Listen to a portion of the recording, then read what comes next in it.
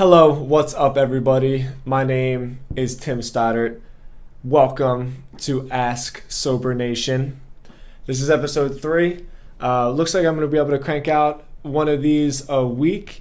And on top of that, just to let everybody know, the video we're taking really seriously. We have a live streaming on Periscope. So if you follow us on Twitter, make sure you go to the Periscope and follow us there. Periscope's really fun. I'm having a lot of fun with it since video content is something that myself and the Sober Nation team have decided to put a lot of time and energy on, and we're going to start doing some Facebook Live stuff as well. But without further ado, this is episode 3. I spent some time picking out some of the best questions and the most relevant questions. We had them come from a lot of different sources, and I wanted to make sure that I touched the ones that are most relevant to the newcomer, because I feel like no matter what, that's always the most important person. So let's get right to it. Question number 1 is from John. The question is, how do I handle drug dreams? For somebody that hasn't had drug dreams or drinking dreams before, this might seem, I don't want to say a silly question, but it might seem like not that big a deal. You know, it's just a dream, they say. Let me tell you. Drug dreams are intense. I've had a few of them where, you know, when you have a dream and you wake up and it's kind of stuck in your chest and you can feel it, and, you know, you're getting ready and you're getting a shower and it's like sticking with you. Drug dreams are like that, but every night. And it can be really, really overwhelming to deal with them. We've actually written some articles about drug dreams just because I've seen them really affect a lot of people. Here's my take on it. If anybody else has some advice, I'd love to hear it in the comments. My take is that the dreams themselves kind of progress. At first, usually it starts where you're getting high in your dream, and then once it gets to the point where you got high in your dream and you wake up and you say, oh, thank God that was just a dream, that's a good sign. So you want to sort of be self-aware. Keep in mind, it is true, they are just dreams. It isn't real life. It didn't really happen. But if your subconscious is to the place where they're affecting you to the point where you're glad that it's just a dream, then that's a good thing. It really is a good thing. It means that you're protecting your sobriety, and it means that you're grateful for where you're at. It's something that we can really spend a lot of time on. I'm interested in the conversation about it because it's such like a unique topic where nobody really knows and nobody has like the perfect answer. So please leave your comments. Question number 2. How do I meditate? This question was actually sent to me directly through Periscope as I was doing one of the live streams. And my take is that meditation is any time where you're completely in the present moment. Meaning I'm not in the past, I'm not in the future, I'm in the right here and the right now.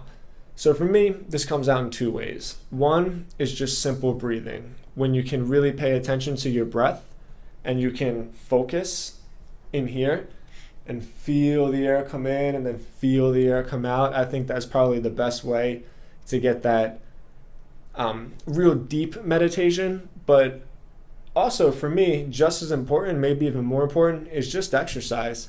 For whatever reason, when I exercise, I'm able to focus on the moment. I'm just worried about my workout. I'm not worried about, you know, what happened yesterday or 2 weeks ago or 2 years ago.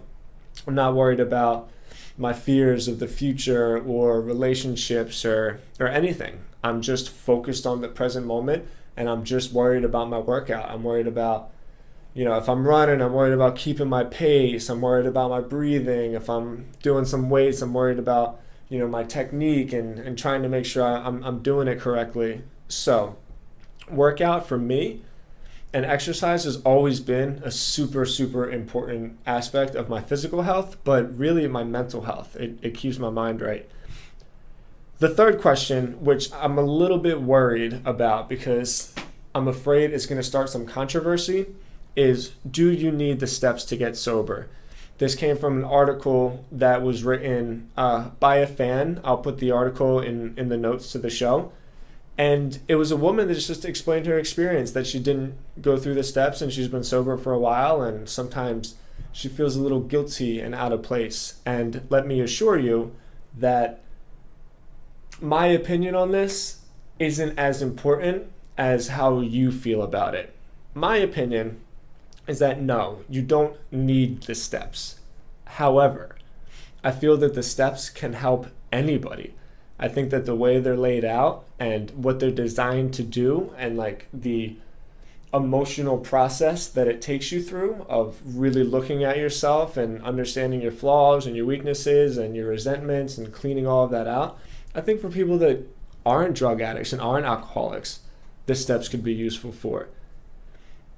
You know, I don't want to dig too much into this because I don't know the right answer. I think that it's very subjective, and I think that it can change depending on your situation. I have personally seen a good amount of people get sober without the steps. I've also seen a lot of people get sober with the steps. In my opinion, if you have a choice to either do them or not do them, my advice is to do them.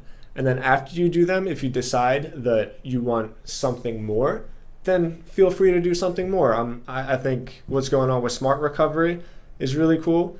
I think therapy and working out and meditation are also really cool. I think that people can find recovery in a lot of ways, but I'm just not the type that's going to say you don't have to bother doing the steps because there's other stuff out there.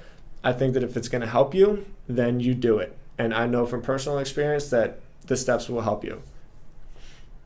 That's all we got for today. I hope somebody got something uplifting and positive out of what I have to say. As always, email me, Tim at sobernation.com. We're getting tons and tons of sobriety pics sent to us. If we haven't posted yours yet, I'm sorry. I see it. We can only post 1 or 2 a day, but keep sending them in because I personally respond to every message that we get. If you guys need anything, seriously, we're getting more and more phone calls and more messages from people that need help, and that's always our biggest priority. We'll drop whatever we're doing. If you're in pain and you're struggling or you got a family member, call the hotline, send us a message over Facebook. We're going to help you however we can in whatever way that we can. Looking forward to seeing the response, looking forward to seeing the comments, looking forward to the emails, and I will see you next week. Take care.